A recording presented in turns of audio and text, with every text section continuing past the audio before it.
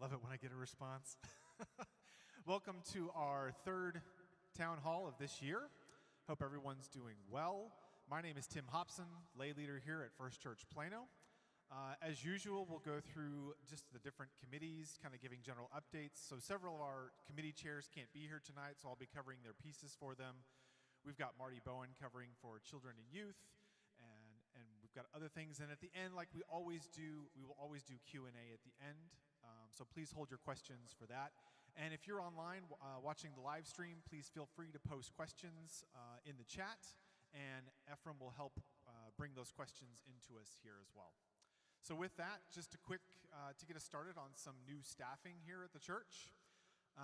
Doug Gray, who's the son of David Gray, joined us in June as the new facilities manager. Doug earned his bachelor's in business management from Stephen F. Austin. During his college years, he was active in all aspects of student life, including fundraising for several charitable events. In addition to his studies, he's got experience in customer service, commercial project management, and logistics. Before joining the church here, his most recent experience was as a commercial project manager. So if you see Doug around the church on Sunday mornings or during the week, make sure you introduce yourself to him, say hello, so that he knows who you are. And next to join us is Ephraim Natanga. Everybody look back at the AV booth back there. Wave, Ephraim. So Ephraim just joined us as well in June as our AV coordinator. Ephraim is a recent graduate from UNT with a bachelor's in integrative studies, and he has a minor in music. Is that singing or is that instrumental? Instrumental. You might have to play for us, Ephraim. Specifically, his studies included construction engineering, business management, technical communication. He has experience with AV services with another local church and the Denton Wesley Foundation, and as a videographer. So when you see Ephraim, if you would please introduce yourself, say hello to him, make him feel welcome here. And last but not least, just joining us today, I think officially, right, is Gail Landis. Gail, would you stand up one more time? I know we introduced you this morning in church, but Gail, welcome.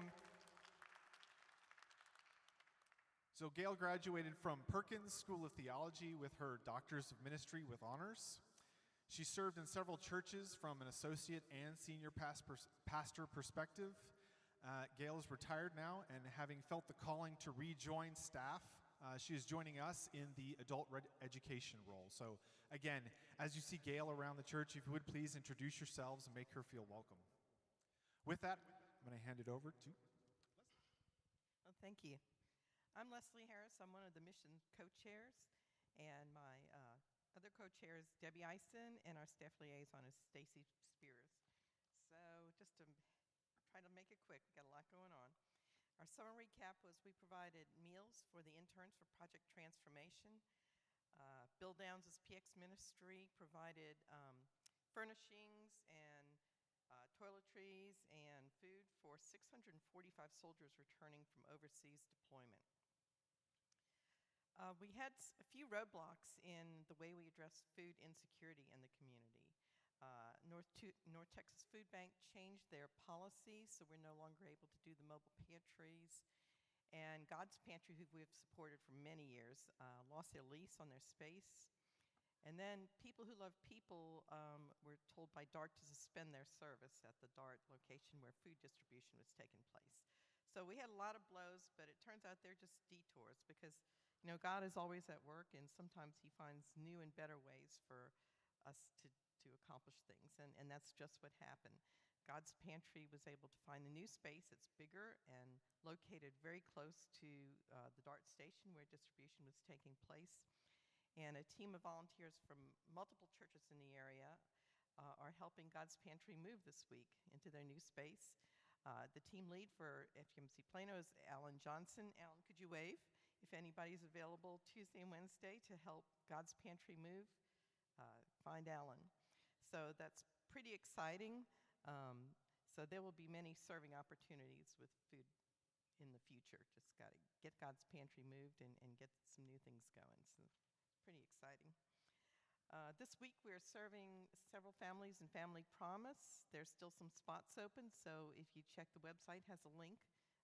If you're able to give gas cards or serve a meal, there's still opportunities there. We're continuing our partnership with Memorial Elementary, and we have 2 new schools interested in partnering with us, Hickey and Pesh. So Stacy is leading those relationship developments, and so you'll see some opportunities there coming soon. And our fall schedule is just packed. We have a yard sale, which is a missions fundraiser, and we have a new community event we're going to have It's an amazing race type event. Have any of y'all seen the show?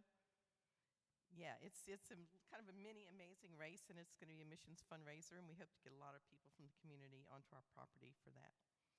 And then we have the Mission Together. How could I space on that? Mission Together, another big day of service in November, and then Mission Market right before the holidays. So there's just plenty of serving opportunities, and if you have any questions or any ideas for missions, just reach out to me or Debbie or Stacy, and thank y'all so much. Like, God has really worked through y'all, and it's just so exciting. Thank you so much. Thank you, Leslie. So, quick update from Church Council. So, since Keith couldn't be here tonight with us, I think he's in Seattle. He was taking a trip, and then it got postponed, so now he's up there on vacation. So, in terms of the land sale, so FUMC Plano and Embry Partners, that agreement has been terminated. There was feedback from the city planners, which was part of what Embry is supposed to do, is to get that feedback. Basically, the feedback is for the type of housing units they were wanting to develop. The city plan, if you will, called for a plan of about 20% occupancy rate in terms of that type of housing product, in terms of rental units. And in actuality, right now for this area, it's already at a density rate of 25%. So the feedback was basically that type of product's not going to probably get passed by the city. So what we're doing now is that letter with Embry has been terminated, and we're moving on to the next step in the process. So we've got 3 additional LOIs, letters of intent, if you will, with other suitors that we're talking to and engaging with.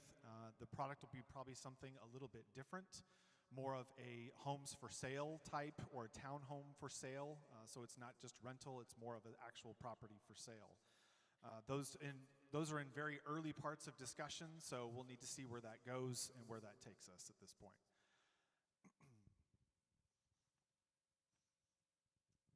Quick update then from church finance.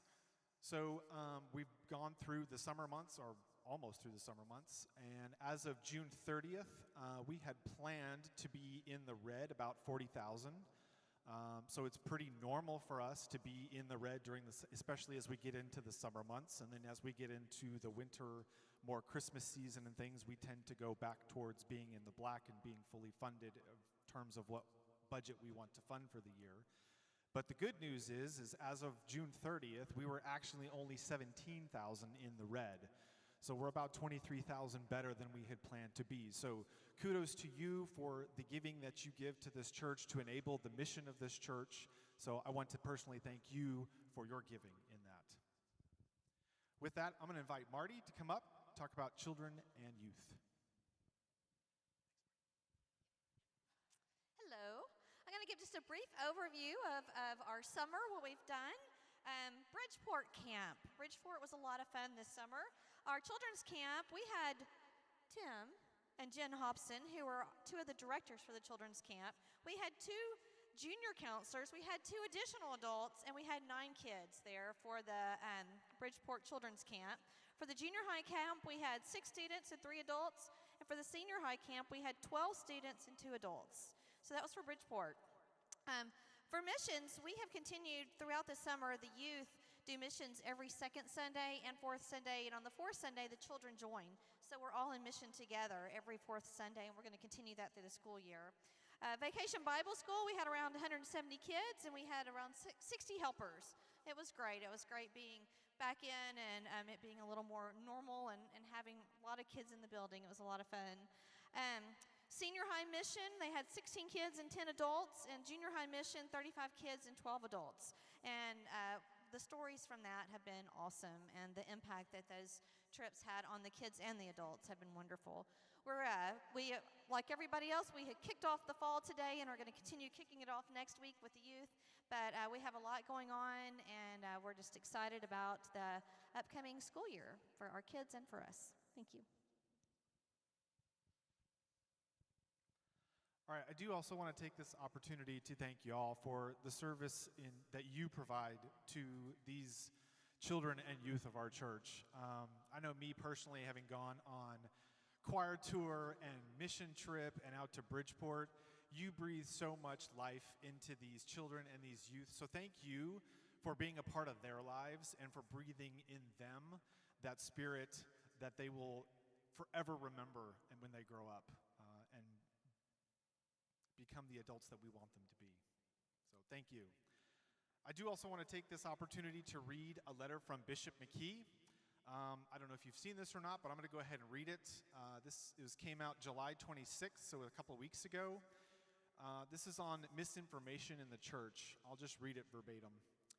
Clergy and laity of the North Texas Conference, I am so grateful for the continued faithfulness of our churches across North Texas.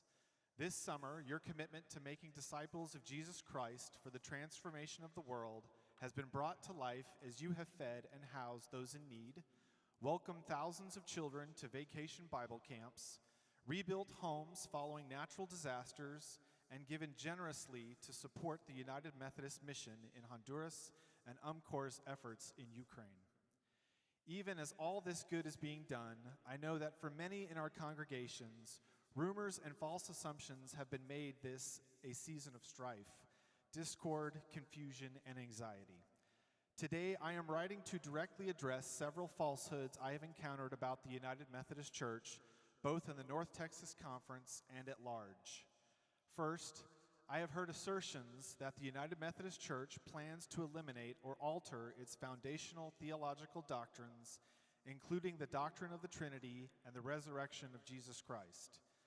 These claims are blatantly untrue and seek only to sow seeds of fear. Not only are our United Methodist doctrines and beliefs protected in the Constitution of the UMC, our doctrinal standards and the general rules, but they are cornerstones of our faith. You can trust that they are unchanging.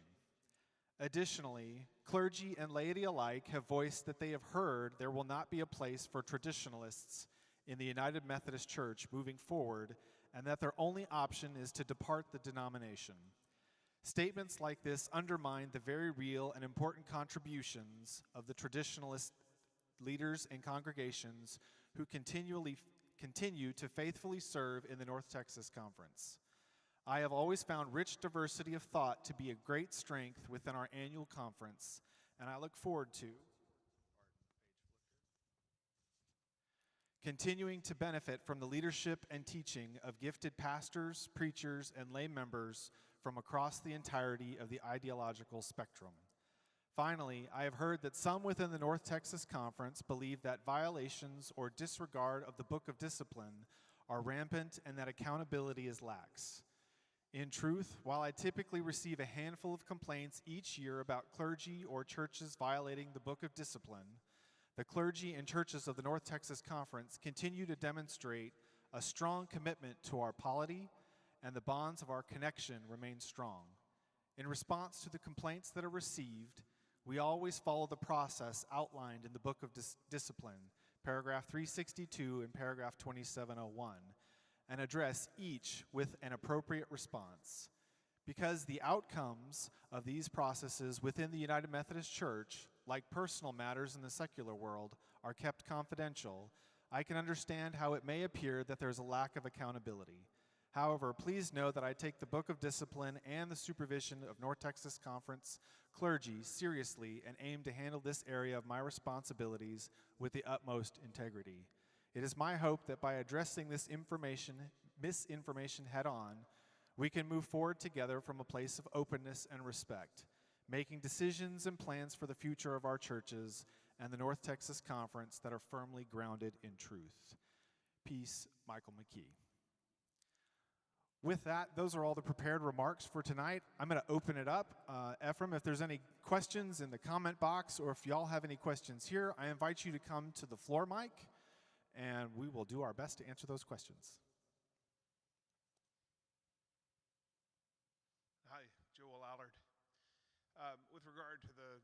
letter from Bishop McKee. Is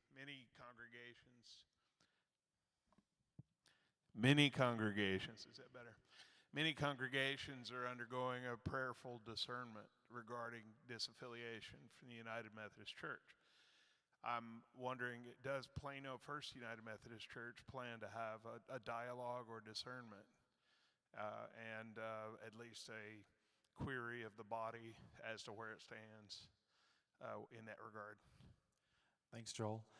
At this point, I am not aware of any intent to have a query or go down that path of discernment as far as the disaffiliation process goes. I can tell you, as of the writing of that letter, there are about 10 churches that are in that discernment process in the North Texas Conference right now.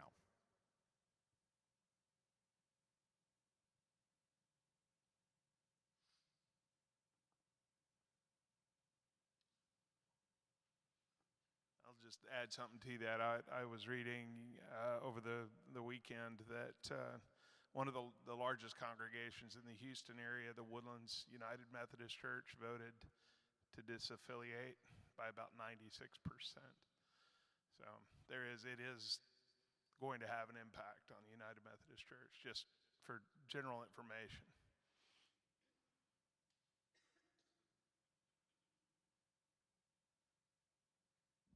Joel made this too high. My name is Kim. One of our mission partners, Family Promise, is going to have a charity golf tournament in October. And I'll be sure to send out that information, but I think maybe some of our congregation might be interested in participating and supporting that mission. Thank you, Kim. So that's Kim Rahebi. So Family Promise is going to have a golf tournament in October. So be looking for more information from that. If you have any questions, you can contact Kim Rahebi.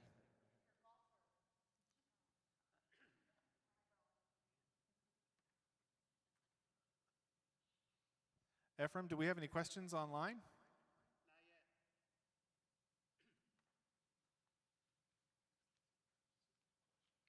Alan, excuse me, Alan Johnson. Just want to point out that probably the biggest event that we've got as far as people coming up this year is 125 folks are going to be needed for the balloon festival that's coming up in September.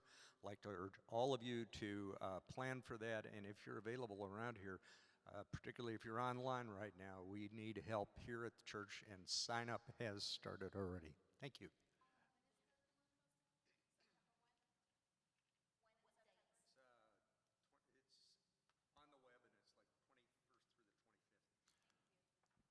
So the Plano Balloon Festival is in September, probably the 21st, somewhere around that weekend.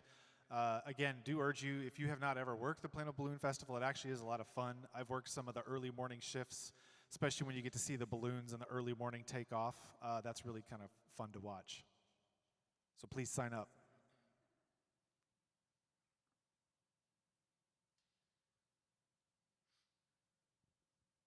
Any other questions?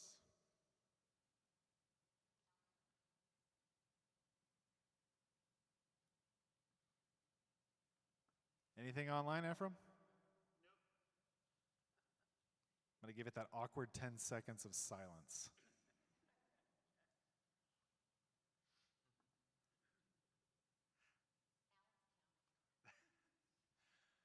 All right, I thank you very much for being here at the Town Hall. If you do have any questions, please feel free to reach out to me. Again, my name is Tim Hobson. You can find my information on Realm. You can email me or call me, or just come find me on a Sunday morning. Thank you very much, and if you were able to participate in the dinner tonight from Chipotle and in the trivia night, that was a lot of fun. So thanks to Liz for being in here and putting that trivia on. Thanks to Stacy. I don't know if Stacy's in the room, but thank you, Stacy, for organizing all that for us. Thank you, and have a good night.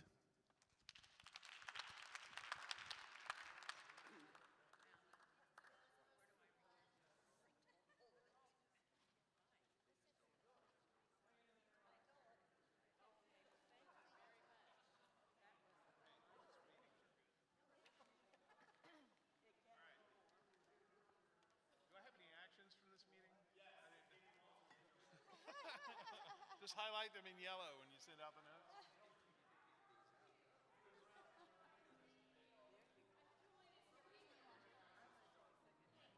Thank you, Stacy. Thank you. question. When is the garage sale thing going to take place? It's, I believe, October 15th. It'll be advertised well in Okay. advance because we will need volunteers and Well, people my to buy. daughter and son-in-law have been asking. They don't attend this church, but they